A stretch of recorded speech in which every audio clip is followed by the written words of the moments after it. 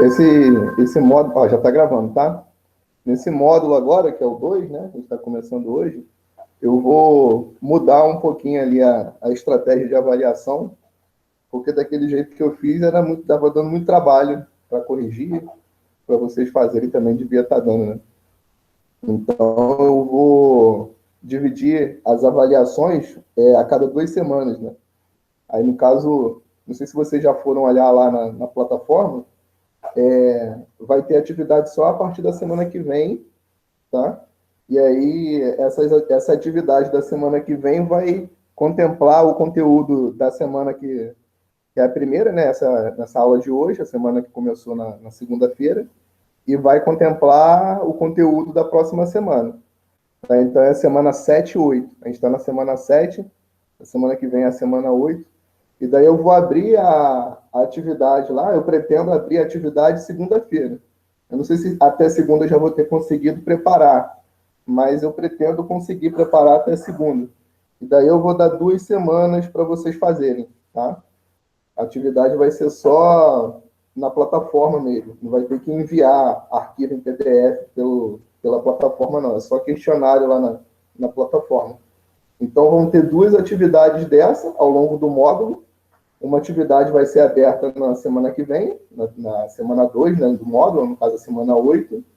E a outra atividade vai ser na quarta semana do módulo. Aí vai contemplar o conteúdo da terceira e da quarta semana.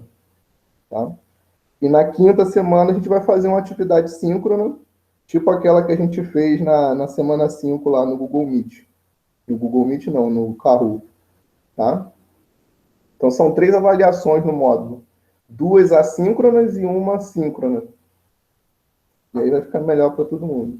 Eu já vou começar aqui a abrir o meu slide, porque esse conteúdo que a gente tem para ver agora no segundo módulo, ele é muito grande, né? Vinícius, só tirar uma dúvida. Como essa questão, esse questionário vai ser, não vai ter a lista, né? Vai ser só o questionário no Moodle. Vai ser direto no Moodle. Então, você pode colocar uma quantidade de tentativa maior do que 2, porque vão ser 2 conteúdos diferentes, né? A gente acerta um, erra outro. Poderia botar de 3 a 4 tentativas. A minha intenção era colocar, quer dizer, a minha intenção não, isso é o que eu tenho que fazer, né? Eu vou colocar o conteúdo das 2 semanas, né? Então eu espero que o questionário fique um pouquinho maior do que aqueles outros que eu já passei para vocês, no módulo 1. Né? O questionário tinha lá 8, 10 questões. Agora deve ter em torno de 15 ou 20 questões cada questionário. Então, eu estava pensando em aumentar o tempo de realização do questionário, porque ele tem 2 horas, ele fica aberto por 2 horas. Eu estava querendo abrir ele por mais tempo, deixar 3 horas e meia, 4 horas, entendeu? E aí eu ia deixar 2 tentativas só. Né? Não sei o que você prefere.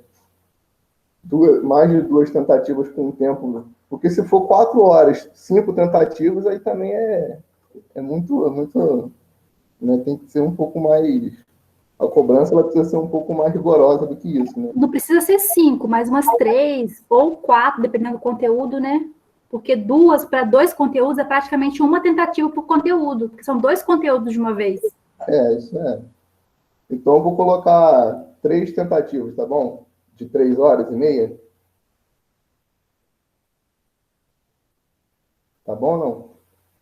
Tá, eu acho que tá, né? Não sei. Não sei como é que vai ser o questionário.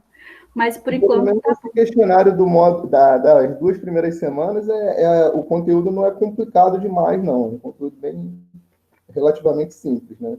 O conteúdo da semana 3 e 4 aí já vai ser um pouquinho mais pesado, né? E aí eu tenho que ver, né? De repente, nesse da semana 3 e 4 aí eu dê um pouco mais de tentativa, porque realmente o conteúdo ele já vai ficar um pouquinho mais complexo. Esse Vinícius, primeiro é mais simples, assim, são conceitos bem simples, que é o que a gente vai ver na aula de hoje aqui, né? Temperatura e calor. Na aula que vem, da semana que vem, a gente vai falar um pouquinho sobre gases, né? Gases ideais. Então, é um assunto que não é difícil demais, não, é bem tranquilo. Tá? Então, depois a gente vê. Se for preciso, eu coloco lá mais de 3 tentativas.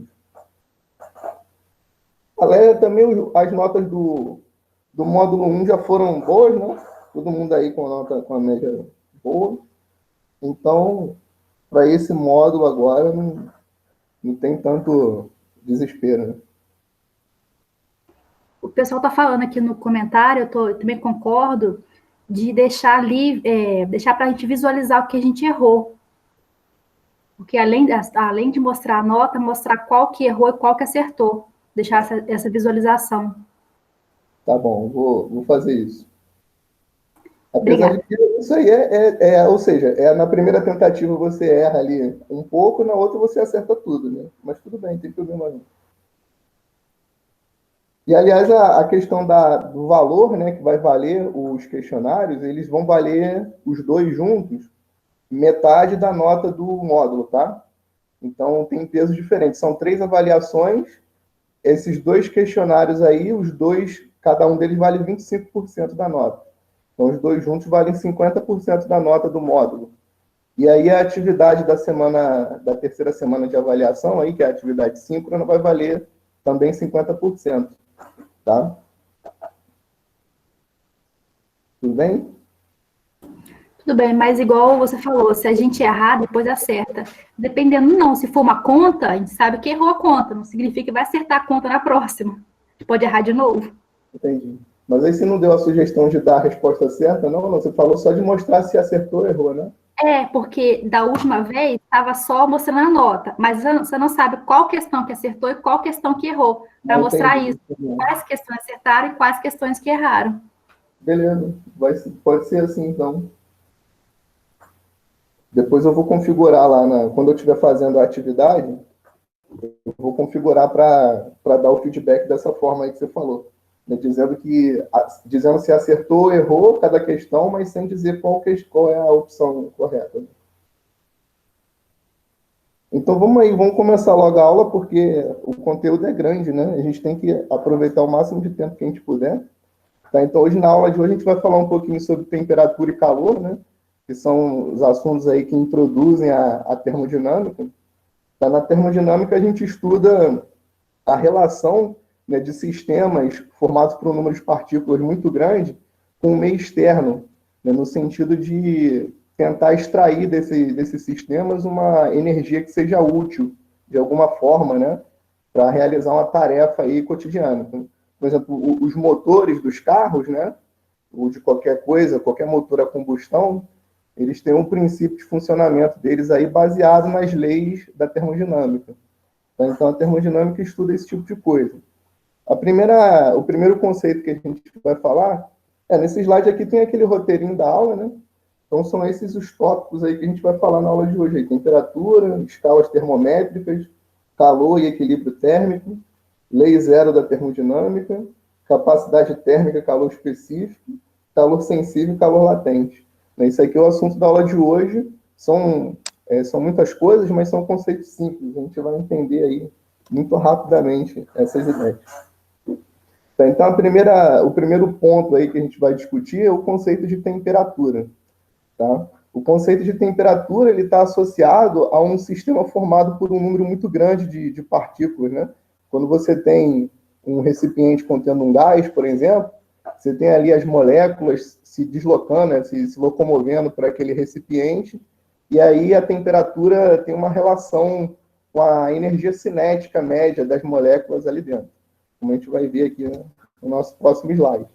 Tá? Então, a temperatura é uma propriedade da matéria que atribui valor quantitativo à sensação de quente e frio e que se pode obter através de medidas realizadas por um termômetro. Então, é o seguinte, no início do desenvolvimento do estudo da termodinâmica, lá no século XIX, né, ainda não se tinha muito conhecimento a respeito da natureza microscópica da matéria, né? Esse conceito de molécula e átomo e tal ainda não estava estabelecido.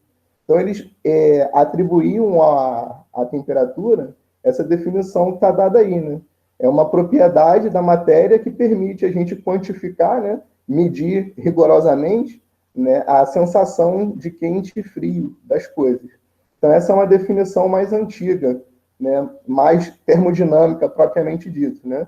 Depois, com o advento aí do conhecimento da estrutura atômica, né, da estrutura molecular da matéria, percebeu-se que a temperatura, na verdade, era uma medida da energia cinética média das moléculas que formam um sistema formado por um número muito grande de partículas. Tá? Então, esses sistemas de partículas, formado por um número muito grande, né, da ordem de 1 mol, como a gente vai ver logo mais, a gente pode chamar esse sistema também de um sistema termodinâmico. Tá? Então, um gás, ou então um líquido contido dentro de um recipiente, ou qualquer outro corpo que você perceba, né, que você entenda que ele é formado por um número muito grande de moléculas ou de átomos, você entende esse corpo como um sistema termodinâmico. Tá? Então, a maneira como a gente pode fazer para medir a temperatura, né, é usando uma escala termométrica. E as escalas termométricas, elas podem ser construídas de forma arbitrária, né? Existem infinitas possibilidades de escalas termométricas. Então, no Brasil, a gente usa a escala Celsius, a escala padrão, né? Até acho que no resto do mundo é a que mais se usa, tá? Mas essa escala Celsius, ela tem um problema, né? É o fato dela ser uma escala centígrada, ela não é uma escala chamada escala absoluta. E aí, para o estudo da física, isso é um problema. Tá? A gente precisa medir temperaturas para extrair informações, né, mais cientificamente concretas, né? A gente tem que usar uma escala que é a escala absoluta. Tá? Então, a escala absoluta que está relacionada com a escala Celsius é a escala Kelvin. Tá? O que é uma escala absoluta? Uma escala absoluta é aquela que não admite, né, não permite temperaturas abaixo de zero. Aliás, o próprio valor zero de temperatura nessa escala ele não é possível de ser atingido. Tá? Isso porque, numa escala absoluta, você atribui o valor zero àquela situação em que as moléculas que formam o sistema estão no nível de energia mais baixo possível, no caso, como se elas estivessem paradas, né? E aí isso viola algumas leis aí da mecânica quântica, né? Que diz que a gente não pode ter um objeto do tamanho de um átomo parado. Tá? Então, o zero na escala Kelvin ele é inatingível. Quanto mais valores negativos nessa escala. Tá? Então, uma escala absoluta é uma escala que não admite temperaturas iguais ou inferiores a zero. Tá? Então, a escala que a gente vai usar muito aí no estudo da termodinâmica é a escala Kelvin. Toda vez que a gente for fazer uma medida de temperatura, essa temperatura ela tem que ser dada em Kelvin, tá? Para a gente não cometer erros aí nas nossas avaliações, na nossa análise, né, dos problemas. Tá? E aí, sobre as escalas termométricas, né, uma outra escala que é muito comum, que existe aí no mundo, né, em alguns países né, assim, de mais poder econômico e político, por exemplo, os Estados Unidos, né, usa essa escala, que é a escala Fahrenheit. Então, a gente acaba aprendendo um pouquinho sobre ela. Tá? Então, nesse slide aqui, a gente vai comparar a escala Celsius e Fahrenheit, também a escala Celsius e a escala Kelvin. Tá? Então, como é que se constrói um termômetro na escala Celsius? Né? Como é que ele é desenvolvido? Você pega lá um tubo, né, contendo aquele fiozinho de mercúrio lá dentro, e enfia esse tubo num líquido, num recipiente contendo água, virando gelo ou vice-versa, né? O gelo em fusão ou a água em solidificação. Aí esse nível aqui do mercúrio, né, que é essa retinha vermelha que a gente está vendo aqui na nossa figura, ele vai atingir essa altura. Daí você marca ali o valor zero, né? E aí se você pega esse mesmo termômetro aí, esse mesmo instrumento, e coloca na água fervendo, né, esse líquido, o mercúrio, ele vai dilatar até essa altura. E aí você marca ali o valor 100. Tá? Então, a escala Celsius ela é construída dessa forma. Gelo virando água ao nível do mar, né, você atribui o valor zero, e a água fervendo, você atribui o valor 100. E aí você faz 100 divisões e você tem um termômetro graduado na escala Celsius. Tá? A escala Fahrenheit ela é construída de outra maneira. Ela não usa a água como parâmetro, né, para determinar aí os valores. Então, se você pegar um termômetro graduado em Fahrenheit e colocar na água congelando, né, ou no gelo derretendo, o valor que você vai encontrar lá é esse aqui, ó, um valor bem arbitrário, né, 32. Né? E se você coloca o mesmo termômetro na água fervendo, você encontra 212. Então, você percebe que são valores diferentes, mas a temperatura é a mesma. Tá? O que define a temperatura é a altura dessa coluna vermelha aqui dentro do tubo. Se a altura é aqui no nível 0, na escala Celsius, essa mesma altura corresponde a 32 Fahrenheit, então são valores diferentes, mas a temperatura é a mesma. Então, 0 Celsius é a mesma coisa que 32 Fahrenheit. 100 Celsius é a mesma coisa que 212 Fahrenheit. Então, se você tem uma temperatura qualquer na escala Celsius e quer relacionar ela com o valor, né, correspondente na escala Fahrenheit, você faz aqui uma relação de proporção. Tá? Ó, isso aqui é um valor qualquer de temperatura na escala Celsius, que corresponde a um valor aqui qualquer, né, na escala Fahrenheit. Se você pegar esse segmento aqui, que vai do 0 até a temperatura na escala Celsius, ele é proporcional a esse segmento todo, que vai do 0 até o 100, assim como esse segmento que vai do 32 Fahrenheit até essa temperatura em Fahrenheit aqui, está para esse segmento todo. É uma relação de proporção. Se eu pegar esse segmentozinho aqui, ele está para esse segmento todo, assim como esse segmento aqui está para esse segmento todo aqui. Né? E aí a gente faz a relação de proporção, está dada aqui nessa conta, né?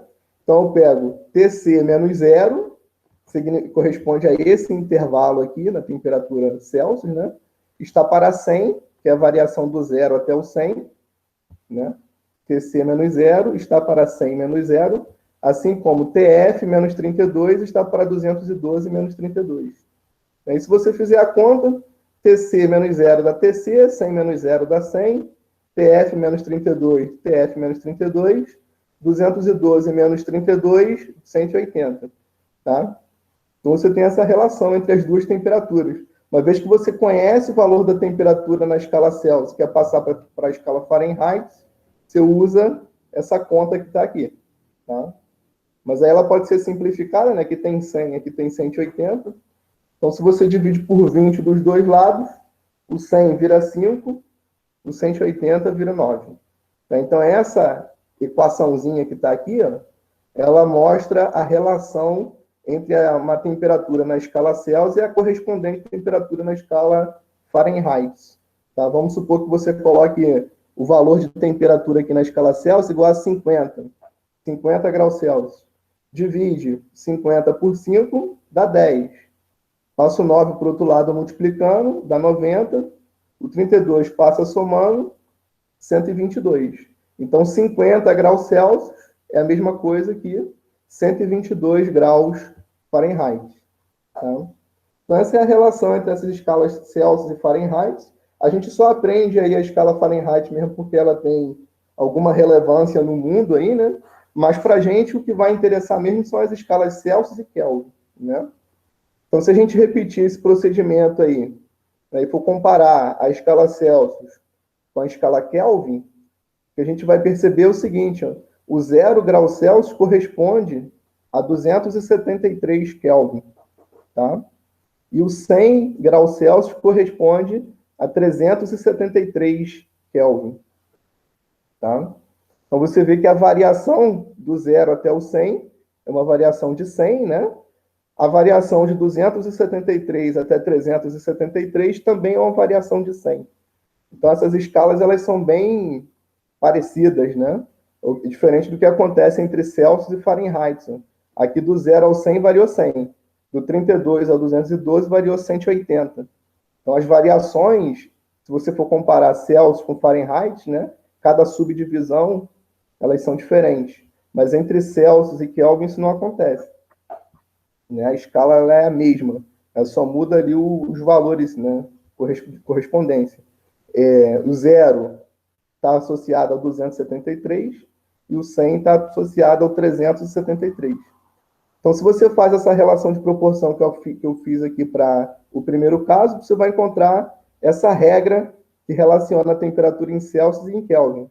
A temperatura em Celsius é a temperatura em Kelvin menos 273. Tá? Então, qual que é o menor valor de temperatura possível de ser obtido na escala Celsius? Ó, como eu falei, né, no início aí, a temperatura na escala Kelvin ela é sempre positiva. Ela não pode assumir valores abaixo de 0. Então, se eu quero saber qual que é a menor temperatura possível na escala Celsius, eu coloco 0 aqui no lugar da temperatura em Kelvin, né, que é a menor, né, possível aí, e obtenho menos 273. Tá? Então, a menor temperatura possível na escala Celsius é menos 273 graus Celsius. Tá? Aqui tem as observações em relação ao que acontece com as variações de temperatura. Né? Essa fórmula que está aqui, né, esse resultado que a gente obteve entre a temperatura em Celsius e a temperatura em Fahrenheit, relaciona valores fixos de temperatura. Eu tenho um valor fixo de temperatura numa escala, quanto que ela vale na outra escala. Então, aqui a gente está relacionando valores fixos de temperatura. Agora, se eu falo de variações de temperatura, aí a regra é essa que a gente está vendo aqui embaixo em azul. Tá? Uma variação de temperatura em Fahrenheit é 1,8 vezes a variação de temperatura em graus Celsius. Né? Como a gente viu aqui na figura, ó, de 0 a 100 graus Celsius corresponde a uma variação de 180 Fahrenheit.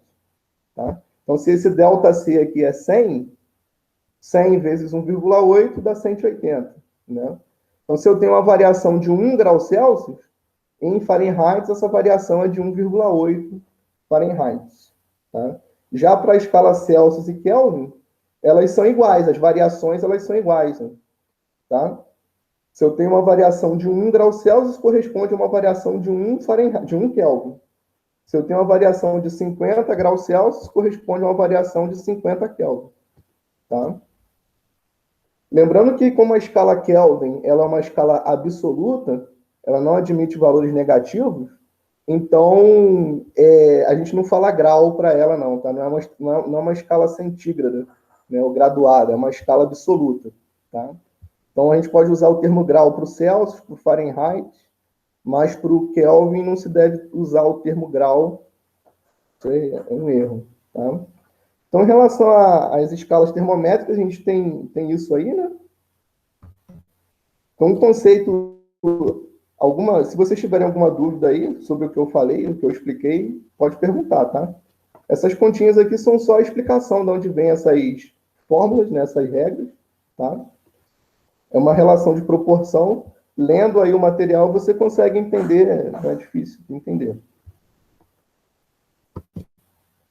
Tá, então, outro conceito importante, além do conceito de temperatura, né, é o conceito de calor. A gente vai usar muito o conceito de calor lá na primeira e na segunda lei da termodinâmica. Tá? Então, o que é o calor? Ó, imagina que você tem dois corpos, tá? Esse corpo aqui, que está aqui na figura, ele está mais avermelhado, né? E você tem um outro corpo aqui mais azulado. Então, esses dois corpos, eles têm temperaturas diferentes, tá? Esse corpo aqui à esquerda, mais avermelhado, ele tem uma temperatura mais alta. As moléculas que formam esse sistema, essas moléculas estão mais agitadas, elas têm uma energia cinética média mais alta, tá? Se você coloca esses dois objetos em contato, o que vai acontecer é que eles vão trocar energia. Parte da energia interna desse corpo aqui vai fluir para esse outro corpo, tá? Enquanto eles tiverem diferença de temperatura, enquanto esse corpo aqui à esquerda tiver a temperatura mais alta do que o corpo à direita, né, essa energia ela vai estar fluindo de um lado para o outro. Tá? E é essa energia que a gente chama de calor. Então, o que é o calor? O calor é a energia que passa aí de um corpo para o outro, enquanto existe diferença de temperatura entre eles. Tá? Enquanto esse corpo aqui à esquerda está perdendo energia e esse está ganhando, a temperatura dele está diminuindo, né? Desse corpo à esquerda a temperatura diminui, enquanto que a temperatura do outro aumenta. Né? Então, nesse processo aí de diminuição de uma temperatura alta e aumento de uma temperatura baixa, vai chegar uma hora que essas duas temperaturas elas vão ser iguais, né? E aí, nesse momento, esse fluxo de energia cessa, para, e você não tem mais o calor, né? E aí eles atingiram o estado de equilíbrio térmico, que é quando os dois passam a ter a mesma temperatura, tá? Que é a chamada temperatura de equilíbrio térmico. Então, o conceito de calor é esse, é uma energia que passa de um corpo para o outro, enquanto existe diferença de temperatura entre eles. Tá? Existem várias maneiras, né, do corpo trocar, de dois corpos ou mais corpos, trocarem energia na forma de calor. Né? Essa figura aqui está mostrando para a gente um processo de condução. Eles estão em contato direto aqui, né, para poder passar energia de um corpo para o outro. mas o calor ele pode ser transmitido também por meio de irradiação térmica, né? É assim que a gente recebe, por exemplo, a energia que vem do Sol, né? A gente recebe muita energia do Sol, e, no entanto, o Sol não está grudado aqui na superfície da Terra, né? Então, essa energia que vem do Sol, ela se propaga de forma de irradiação, né? Então, além da condução, que é o que está mostrando aqui a figura, também tem um processo de irradiação e tem um outro processo também que é o de convecção, né? Que faz conduzir calor. Então, beleza? E aí um outro conceito que a gente precisa conhecer, aí para poder adentrar, né, na termodinâmica propriamente dito, é o conceito de lei zero da termodinâmica. Tá? Então, o conceito de lei zero da termodinâmica assegura a transitividade do equilíbrio térmico. Então, como eu falei aqui nessa primeira figura, o equilíbrio térmico acontece quando os dois corpos passam a ter a mesma temperatura, né? Então, o que a lei zero da termodinâmica diz? Vamos supor que você tenha três corpos, né? O A, o B e o C. Se o corpo A e o corpo C estão em equilíbrio térmico, ou seja, se eles têm a mesma temperatura, e o corpo B e o corpo C também estão em equilíbrio térmico, então o corpo A e o corpo B estão em equilíbrio térmico entre si. Tá? Você não precisa colocar o corpo A em contato direto com o corpo B para verificar que eles estão em equilíbrio térmico. Basta que você pegue um corpo intermediário aí, que seja leve e fácil de transportar, e coloque em contato com os dois. Se o corpo C estiver em equilíbrio térmico com os dois, então a conclusão é que os dois corpos aí separados, né, o A e o B, estão em equilíbrio térmico entre si, né? Isso aí é a formalização do princípio aí de funcionamento do termômetro, né? A lei zero, ela tem esse nome, lei zero, porque ela foi formalizada, né, na história da física depois da primeira e da segunda lei já terem sido estabelecidas, né? E ela faz uma afirmação que é meio que preliminar aí para o conceito que é discutido na primeira e na segunda lei. Por isso que ela foi chamada de lei zero, e não de terceira lei, porque ela precede a primeira e a segunda conceitualmente, né? Embora ela tenha sido formalizada depois das outras duas, né? Na verdade, essa lei zero aí, ela tem um enunciado tão óbvio, assim, tão... É claro, né? A gente vê o enunciado e pensa, é claro, isso aí é óbvio, não precisava ser dito, né? Talvez por isso que só foi formalizado aí depois de muito tempo, né? Das outras duas terem sido, né, estabelecidas, né? Por isso que é chamada lei zero da termodinâmica. Então, quando vocês forem perguntados aí, ou se depararem com alguma questão, onde estiver escrito aí lei zero da termodinâmica, você entende que tem a ver com essa questão do equilíbrio térmico, né? Se um corpo A e o corpo C estão em equilíbrio térmico, e o corpo B e o corpo C também estão, então o corpo A e o corpo B estão em equilíbrio térmico. Isso é a lei zero da termodinâmica. Tá?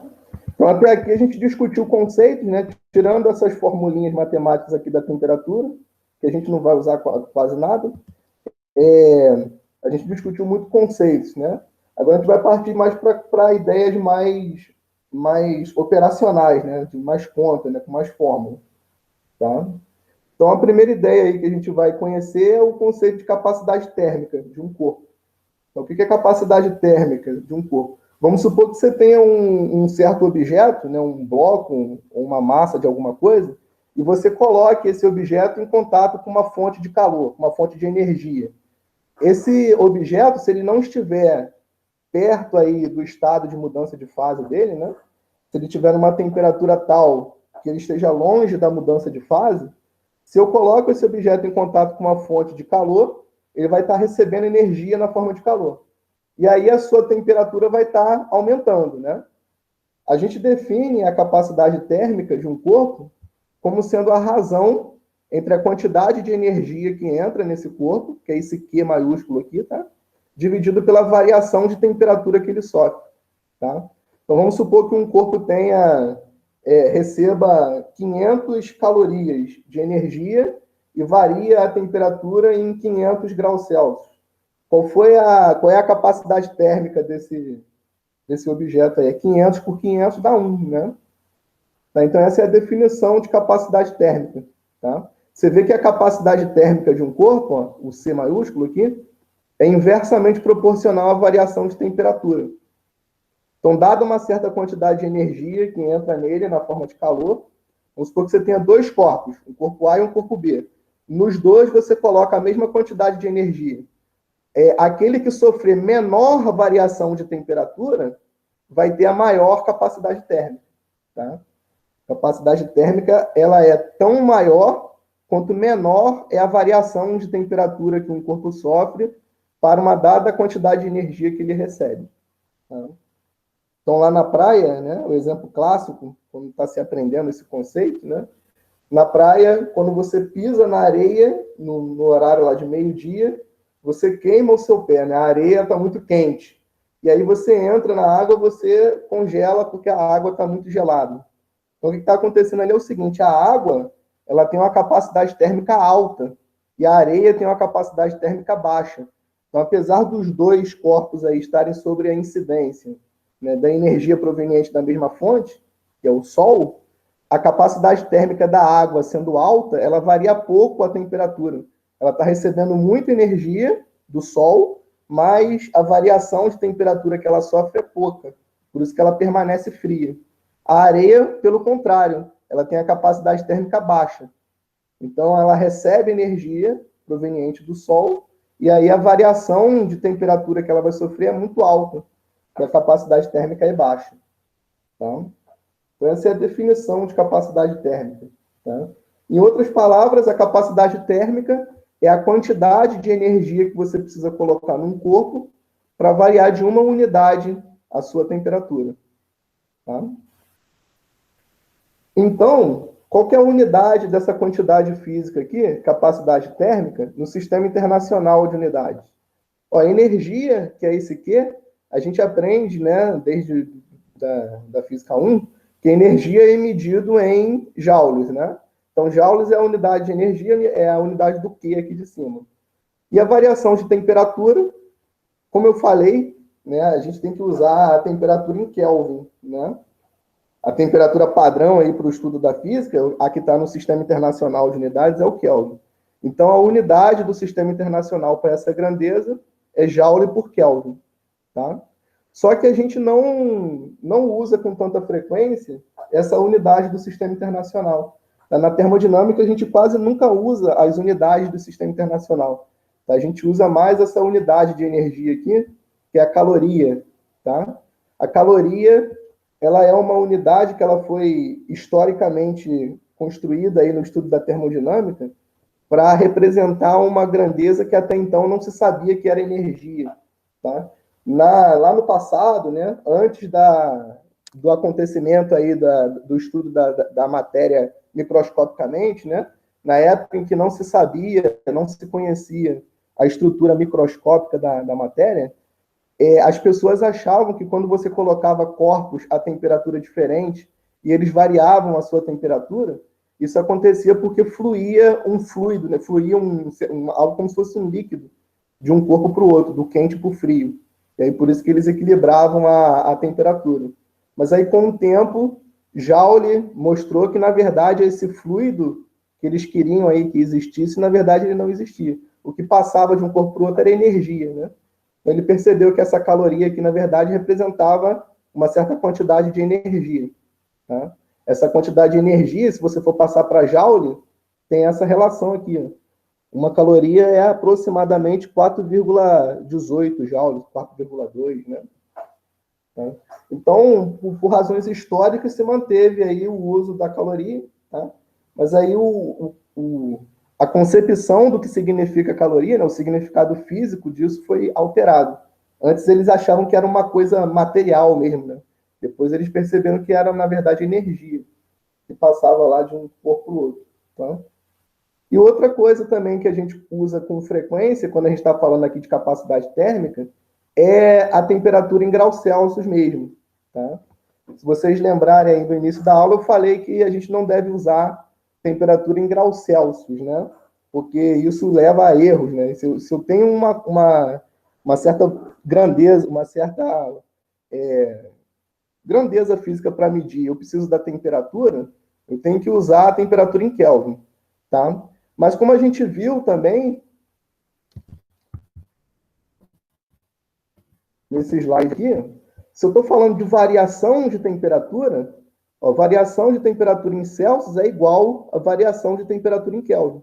Se varia 10 em Celsius, varia 10 em Kelvin. Se varia 100 em Celsius, varia 100 em Kelvin.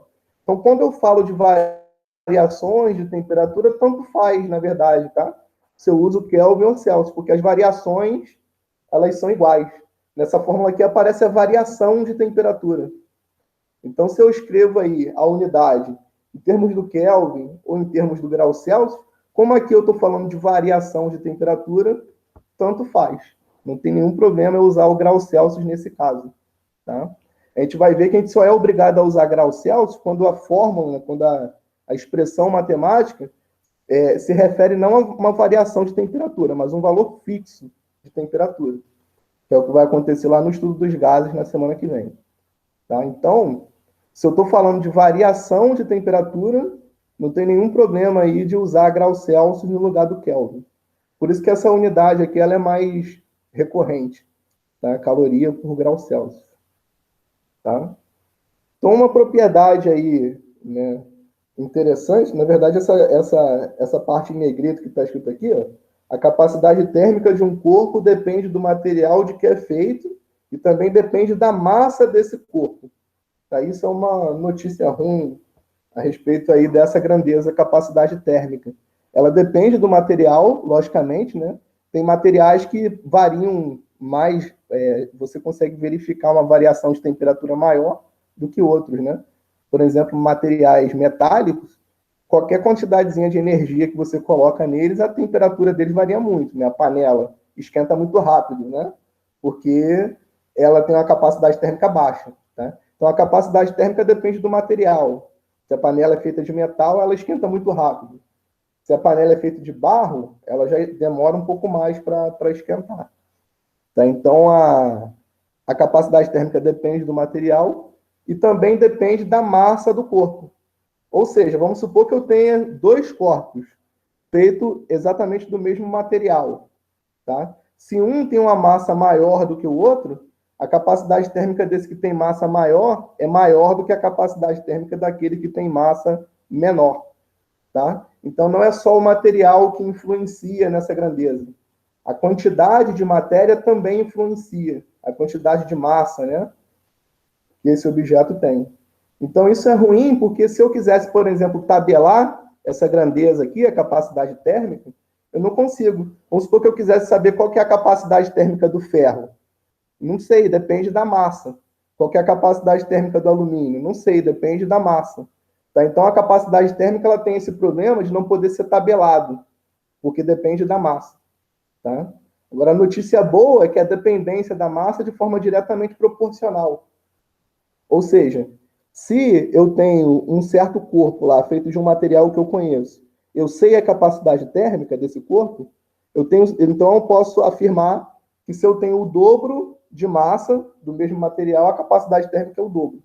Tá? Vamos supor que eu tenha lá de novo o corpo A e o corpo B. Os dois são feitos do mesmo material. A massa do corpo A é 1 kg. A massa do corpo B é 2. Como a massa de um é o dobro da massa do outro, então a capacidade térmica dele vai ser o dobro também.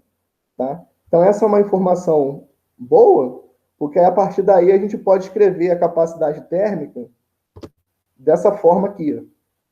Tá? A partir dessa expressão que vocês estão vendo. A capacidade térmica é a massa multiplicado por um C minúsculo, que eu chamo de coeficiente de calor específico, que esse sim só depende do material. Tá? Então, nesse C minúsculo, eu tenho a informação do material. Nesse N, eu tenho a informação da massa. Quando eu multiplico um pelo outro, isso me dá a capacidade térmica daquele corpo. Tá? Então, o que é o coeficiente de calor específico? É essa propriedadezinha aqui, que só depende do material de que é feito aí o corpo. Tá? Como só depende do material, não depende de massa, nem de formato, nem de dimensão nenhuma, essa quantidade física aqui, a capacidade térmica, o coeficiente de calor específico, isso aqui pode ser tabelado. E a tabela é essa que a gente está vendo aí no nosso slide aí em amarelo. Tá? Então, aqui eu tenho ouro, prata, cobre, aço, ferro, vidro, e aqui os valores do coeficiente de calor específico, desse C minúsculo aqui, tá? Qual que é a unidade? Como é que a gente vai escrever a unidade desse coeficiente de calor específico? Se eu sei que a unidade da capacidade térmica é Joule por Kelvin, né, como a gente viu no slide anterior, né, no SI, Joule por Kelvin, então a unidade do C minúsculo tem que ser o Joule por Kelvin da capacidade térmica dividido pela unidade de massa, que é o quilograma. Então essa é a unidade que a gente tem aí no sistema internacional para o coeficiente de calor específico. Joule por quilograma vezes Kelvin. Tá? Se eu quiser usar, né, uma outra unidade aí mais usual, essa outra unidade é essa que está escrito aqui. Ó. Caloria por grama vezes grau Celsius. Ó, energia por massa vezes temperatura. Energia por massa vezes temperatura. Tá? Então, essas unidades aí, quando a gente está resolvendo o problema, elas são muito importantes, né? Porque é essa unidade que vai dizer para a gente qual é a unidade da massa que eu vou usar no meu problema, como eu vou fazer daqui a pouco. Qual é a unidade da temperatura que eu tenho que usar no meu problema. Tá? Aqui vocês estão vendo, só uma observação. Caloria por grama vezes Kelvin. Tá vendo? Parece diferente. Aqui está escrito caloria por grama grau Celsius. E aqui na tabela está caloria por grama Kelvin. Essas duas unidades aqui, elas são a mesma, no fundo, né?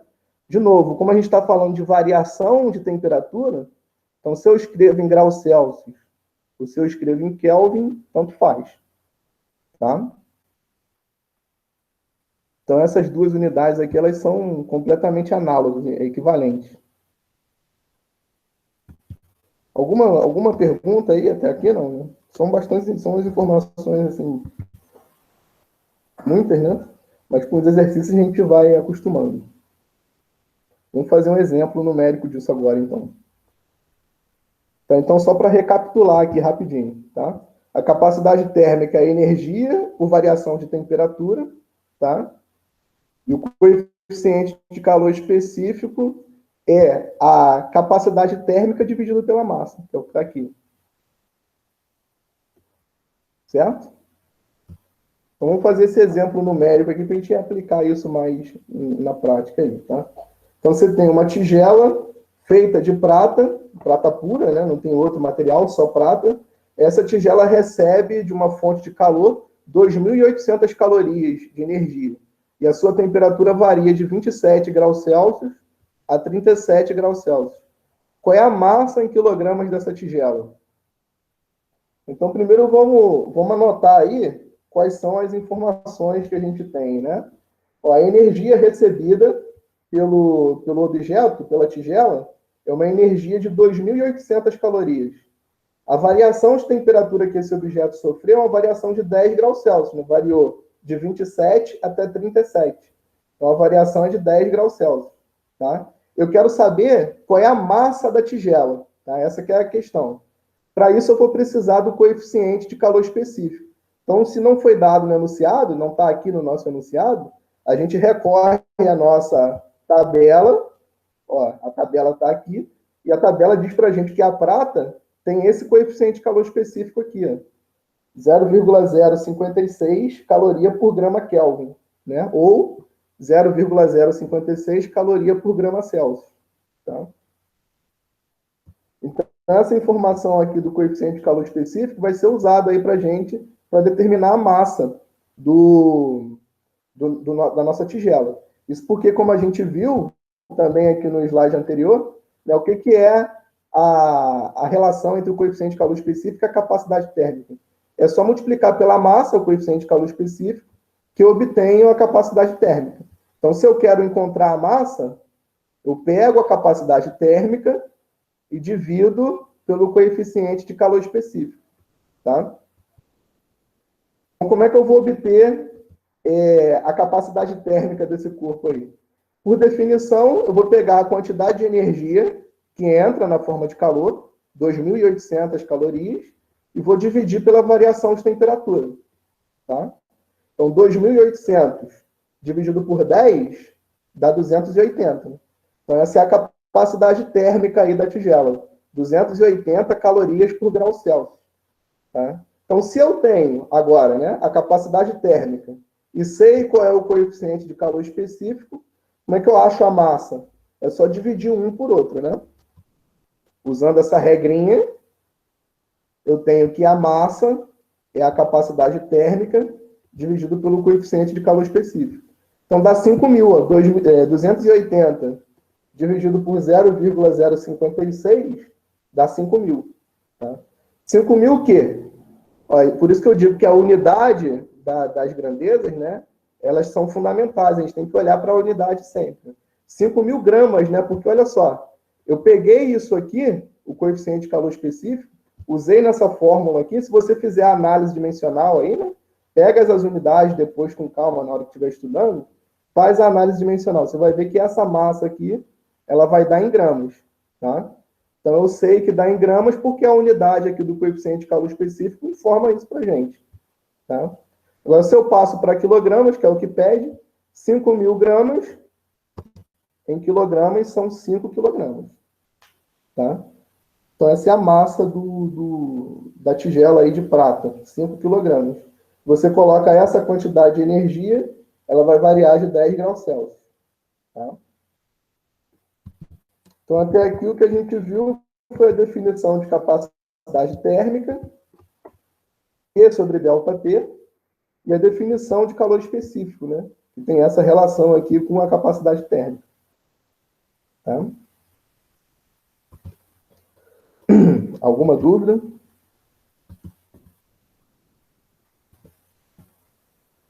Não, por enquanto não. Tá. São muitas informações, mas são informações que eu acho que dá para aceitar sem dificuldade, né? Agora, para finalizar aí, né, o assunto da aula de hoje, a gente vai discutir esses dois conceitos aí, que é o de calor sensível e calor latente, tá? Então, é o seguinte, imagina que você tem um objeto, né? Um corpo lá feito de um material qualquer. E daí você coloca energia na forma de calor nesse objeto. A temperatura desse objeto ele pode variar ou não, né? Vai variar se o corpo não estiver mudando de estado físico. Vamos supor que eu tenho um bloco sólido e daí eu coloco energia na forma de calor, ele vai permanecer sólido. Enquanto ele permanece sólido e eu estou colocando energia ali, ou tirando, né? Colocando ou tirando energia na forma de calor, a temperatura dele vai estar variando e ele vai permanecer no estado sólido. Só que chega uma hora que se eu continuo colocando energia ali, naquele corpo, ele começa a mudar de estado físico. Né? Vamos supor que eu tenho um bloco de gelo, tá? Um bloco de gelo ao nível do mar, né? Vamos supor que esse bloco de gelo está a uma temperatura de menos 50 graus Celsius. Uma temperatura abaixo de zero, na escala Celsius pode, na Kelvin não, né? Então eu tenho uma temperatura de menos 50 graus Celsius. Se eu coloco a energia na forma de calor ali, o que vai acontecer com a temperatura desse bloco de gelo? Vai aumentar, vai subir. Até chegar uma hora que essa temperatura vai atingir o valor de 0 graus Celsius, e aí se eu continuo colocando calor nesse objeto, a temperatura não varia mais, ele começa a mudar de estado físico, começa a derreter, virar líquido, né?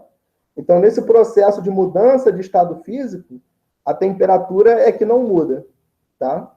A energia que está entrando ali está quebrando as ligações lá do sólido e transformando aquilo num líquido. Então, não está agitando as moléculas, elas permanecem com o mesmo grau de agitação. E aí, consequentemente, a temperatura não muda. Tá? Então, no processo de mudança de estado físico, você não tem variação de temperatura. Agora, num processo em que não há mudança de estado físico, você vai ter variação de temperatura. Então, a gente chama de calor sensível esse calor que acontece aí enquanto não há mudança de estado físico, e você chama de calor latente o calor que acontece quando está havendo mudança de estado físico, e a temperatura não muda. Né? A palavra latente é o contrário de patente. Né?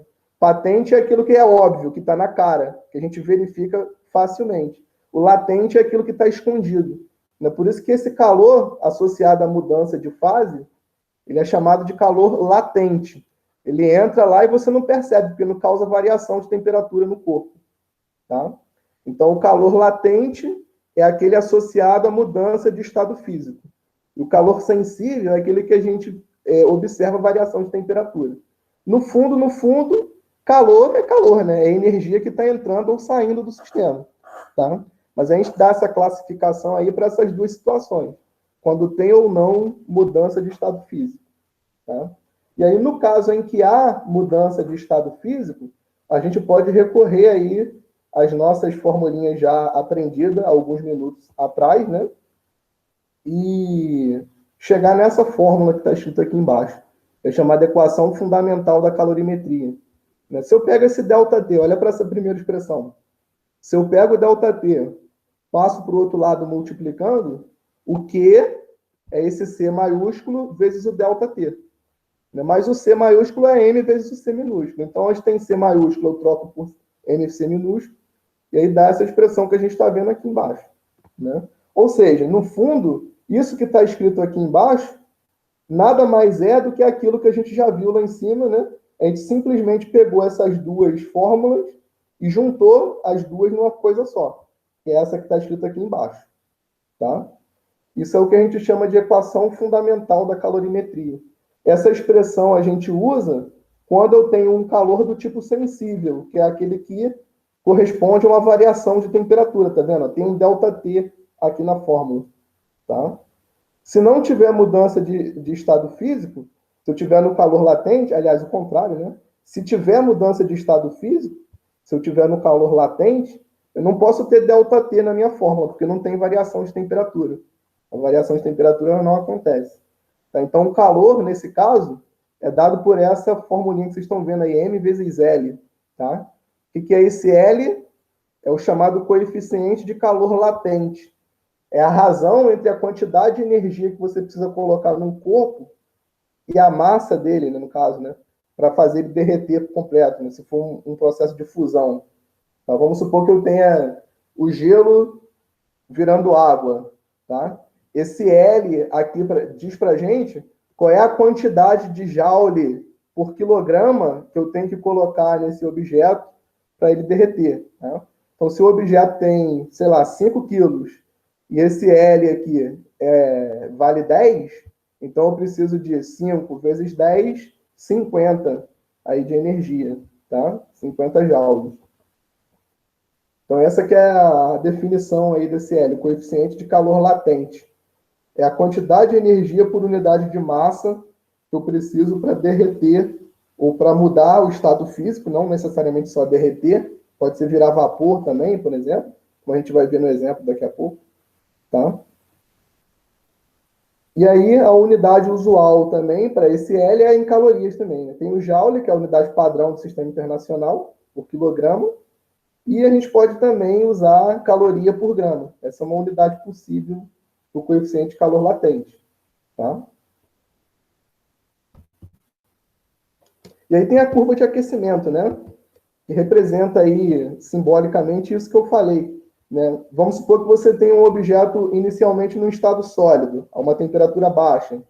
Aí você vai colocando energia na forma de calor nesse objeto, a temperatura dele vai aumentando, até que ele atinge uma temperatura onde ele não tem mais variação de temperatura se continuar recebendo energia. Então, esse primeiro processo aqui, essa reta inclinada, está mostrando que ele está ganhando energia, tá vendo? No eixo horizontal aqui a gente tem quantidade de calor recebida pelo corpo. E na vertical, a variação de temperatura. Tá? Então, ele está ganhando energia na forma de calor e a temperatura dele está variando, está subindo. Chega um momento que ele começa a mudar de estado físico. Então, a temperatura não muda mais, ela fica estagnada. Você continua colocando calor, ó, aqui você tem uma variação no eixo horizontal, mas a temperatura não muda, ela está estagnada. Então, está havendo aqui um processo de mudança de fase. Ele está passando de sólido para líquido. Daí, depois que ele virou líquido por completo, e você continua colocando energia, ele vai estar um líquido com a sua temperatura aumentando. Até que ele chega num ponto aqui que ele começa a evaporar, a virar vapor. E aí, enquanto ele está virando vapor, a temperatura não muda. Daí, se ele virou vapor por completo e você continua colocando energia, a temperatura desse vapor vai aumentando. Então, esse gráfico aqui, né, genérico, é o que a gente chama de curva de aquecimento, tá? E aí tem um exemplo aqui numérico disso, tá? É o seguinte, ó. Qual é a quantidade de energia na forma de calor necessária para transformar 1 grama de gelo, inicialmente a menos 10 graus Celsius, em vapor de água a 120 graus Celsius? Então, o que a gente tem aqui de informação são esses dados que já estão aqui no enunciado, né? O que é esse C minúsculo gelo aqui? É o coeficiente de calor específico do gelo, meio caloria por grama grau Celsius. Aqui é o coeficiente de calor específico da água. Aqui é o coeficiente de calor específico do vapor. Você vê que pode ser diferente. Ó. O corpo é o mesmo, né? H2O é água, mas aqui no estado sólido vale meio, no estado líquido vale 1. Então tem que tomar cuidado com isso aí. Tá? E esse L é o L de fusão, quando o sólido vira líquido, e aqui é o L de vaporização, o coeficiente de calor latente, né? Então, o de fusão é 80, ó. O de vaporização é muito mais, é 500. Então, tem que tomar cuidado. Tá? Então, esse processo aí vai ser um processo dividido em 5 partes, tá? A primeira parte é o gelo passando de menos 10 a 0 graus Celsius. Então, como tem variação de temperatura, você está num processo de calor sensível. Você tem que usar essa expressão aqui, essa fórmula, que tem variação de temperatura. Aí você pega a massa, multiplica pelo coeficiente de calor específico, multiplica pela variação de temperatura, isso dá a energia necessária aí para variar de menos 10 até 0 graus Celsius a temperatura. Aí, chegou a 0 graus Celsius, vai começar a derreter. Então, no processo de derretimento, você não tem variação de temperatura, o calor é latente. Então, você pega a massa, que é 1, né, 1 grama, multiplica pelo L, que é 80, dá 80. E assim você vai fazendo até chegar no vapor a 120 graus Celsius, né? Ó, virou água, né? Virou água por completo, agora você tem água a 0 graus Celsius. Você vai esquentar essa água até 100 graus Celsius. Então, nesse processo, você vai colocar uma quantidade de energia, que é dado por essa expressão aqui, né? Calor sensível, esse valor dá 100, tá? E aí você chegou na água a 100 graus Celsius. O que vai acontecer com essa água a 100 graus Celsius? Vai começar a evaporar. Tá? Então, enquanto ela está evaporando, você não tem variação de temperatura, calor latente.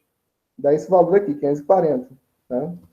E aí o último processo, aí do enunciado, né, é fazer o vapor sair de 100 graus Celsius e chegar a 120.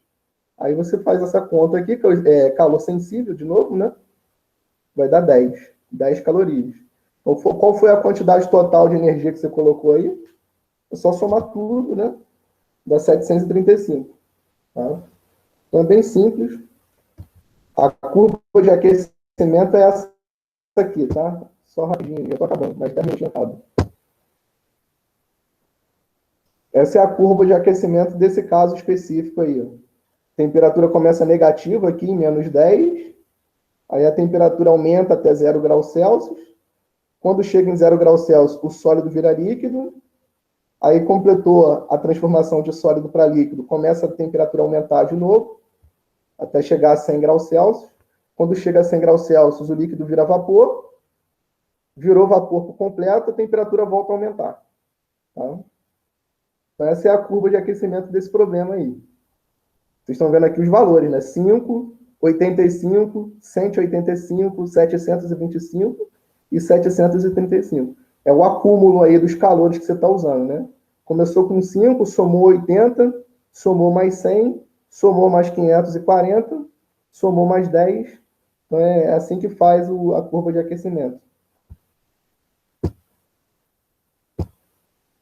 Certo?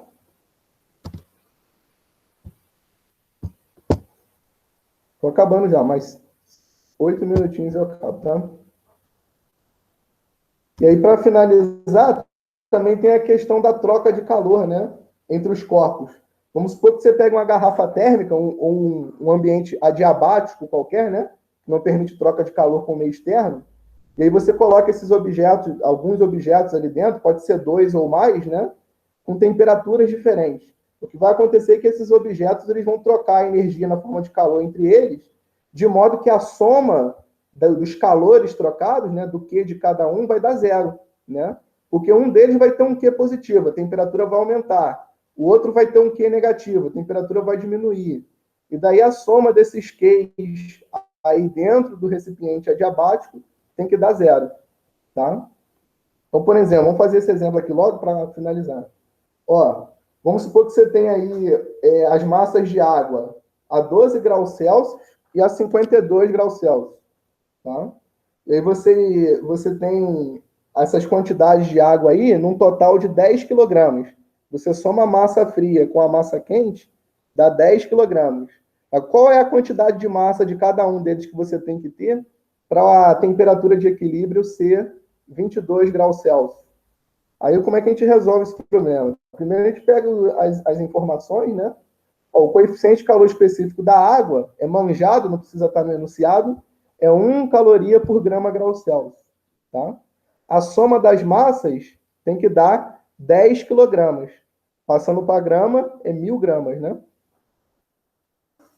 Então, como é que eu vou resolver esse problema aí? Eu vou misturar essas duas massas. Eu sei quanto cada um tem de massa? Não sei. É justamente esse o problema que eu tenho que resolver. Descobrir qual que é a massa de água a 12 graus Celsius e qual que é a massa de água a 52 graus Celsius que eu tenho que misturar para dar 22 graus Celsius aí. Eu só sei que essas duas massas somadas dá 10. Né? 10 quilogramas ou 1.000 gramas. Tá? Então, eu vou chamar de M a massa da água que é inicialmente mais fria. Essa massa aqui de água a 12 graus Celsius eu vou chamar de M. Se essa massa é M, a da água fria é M, então a massa da água quente tem que ser 1.000 menos M, né? Porque é o total da 1.000, as duas juntas dá 1.000. Então a massa da água quente inicialmente é 1.000 gramas menos M, tá? E daí eu vou usar essa relação que a gente acabou de ver no slide anterior. A soma dos calores ali das duas massas tem que dar zero, né? Porque uma delas vai perder energia e a outra vai ganhar. Então, a soma dessas duas massas tem que dar zero. Tá? Que é o que está escrito aqui. Ó. O Q1 mais o Q2 dá zero. Tá? Então, se eu olhar para a massa fria, o que eu tenho? Como é que eu calculo o Q? É MC delta T. O Q é MC delta T. Então, a massa da água fria vezes o coeficiente de calor específico da água, que é 1, vezes a variação de temperatura. Isso aqui é o Q da massa de água fria, né? É o Q1. Somado com o Q da massa quente, que é o quê? Como é que é a massa quente? É 10 elevado a 3 menos M, vezes o coeficiente de calor específico, vezes a variação de temperatura. É a temperatura de equilíbrio, 22, menos a temperatura inicial. Tá? Então, é essa conta aí que eu vou fazer para descobrir o valor do M, da massa de água fria, né? Que eu tenho colocado aí no recipiente. Tá? Alguma dúvida aqui com relação a essa conta? Então, é só fazer a conta aí agora, né? Olha, 22 menos 12 dá 10. Né? 10 vezes M dá 10M. Tá? Aqui, 22 menos 52 dá menos 30. Menos 30 vai multiplicar o que está dentro do parênteses aí. Tá? Então, vai dar isso aqui. Olha, esse 10M vem daqui, né? 22 menos 12 dá 10, 10M. Aqui dá menos 30. Esse menos 30 vezes 1 dá menos 30. Joga dentro do parênteses, dá menos 30 vezes 10 a 3. Está aqui no meio. E aí, menos 30 vezes menos M, mais 30M. Tá? Então, se eu somo 10 com 30, dá 40. Eu tenho que 40M, passo 30 vezes 10 a 3 para o outro lado. 40M é igual a 30 vezes 10 a 3. Tá? O M é só passar o 40 dividindo, né? Então, se eu passo esse 40 dividindo, 30 por 40 é 3 por 4. 3 por 4 é 0,75. Então, a massa é 0,75 vezes 10 a 3 gramas. Está em gramas aqui. Tá? Então, é 750 gramas.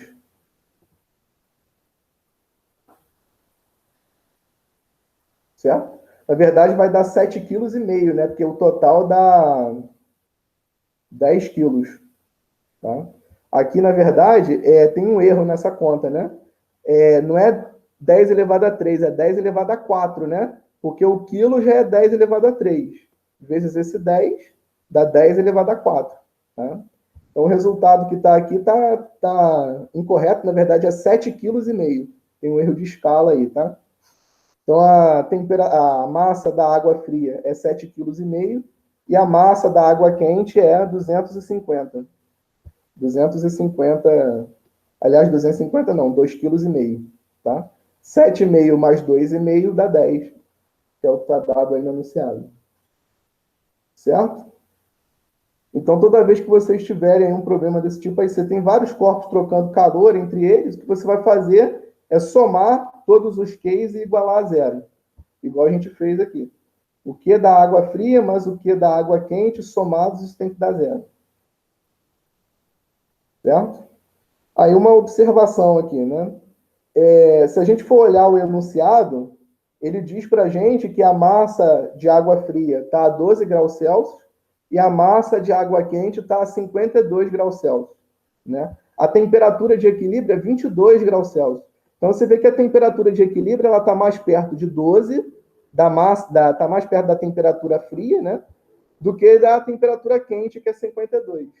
Então, isso aí já leva a gente a esperar que a massa de água inicialmente fria seja maior do que a massa de água inicialmente quente, né?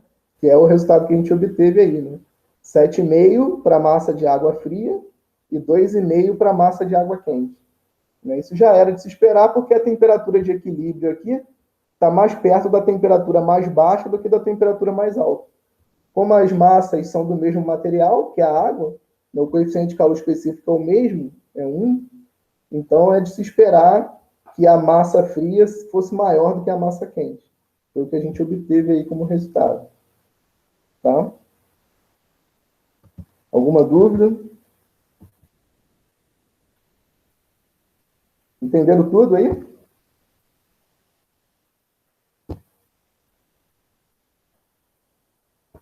Eu vou colocar aqui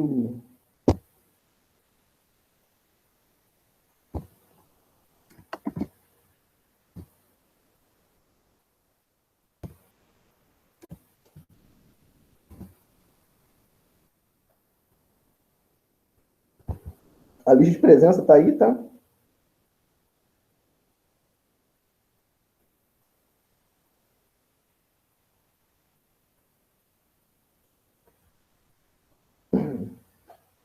Então, só recapitulando aqui o que a gente viu, já que isso foi muita coisa, né? Vamos olhar lá aquele resumo da aula.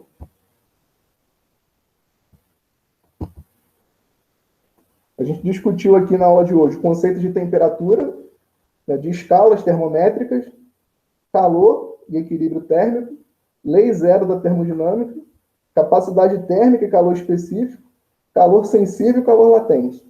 E ainda falamos aí de como que funciona o processo de troca de calor quando você coloca corpos em recipiente adiabático, né? Que não permite troca de calor com o meio externo. Tá? Na aula que vem, a gente vai estudar já os gases. A gente vai falar sobre o estudo dos gases mesmo, para a gente poder entrar na termodinâmica propriamente dita. Tá? Se alguém tiver alguma dúvida aí para tirar, pode ficar à vontade. Eu vou colocar lá na nossa sala ainda algumas videoaulas aí que eu achar interessante sobre esse assunto, para vocês poderem consultar também na hora que forem fazer a avaliação, tá?